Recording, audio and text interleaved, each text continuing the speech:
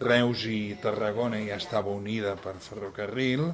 A partir d'aquest moment, el poder disposar de tota aquesta línia va haver de suposar un canvi, un revulsiu, pensem que molt important, i esperem que l'estudi que s'està fent, doncs una de les coses que doni a conèixer és això. Són molts els actes que les associacions impulsores del 150è aniversari del ferrocarril de Martorell a Tarragona preparen per l'efemèride.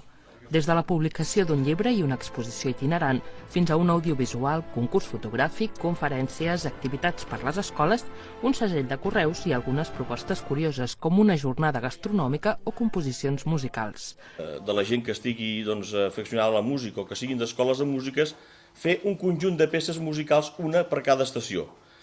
Recollir aquestes peces i poder-ne fer un enregistrament amb un CD per donar a conèixer la música i el ferrocarril. L'acte central serà el 19 d'abril del 2015.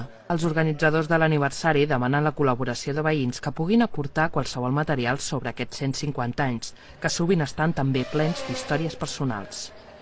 Que la gent aporti, que si vol aportar qualsevol cosa, que és interessant el factor humà, també les persones, els que al fin i al cap han fet el ferrocarril, igual que totes les activitats humanes, són les persones, les que, vull dir, una empresa o el que sigui, si no són les persones, de res val molts edificis, moltes maquinàries, això, però i aquests aspectes encara queden moltes persones grans que poden donar el seu testimoni.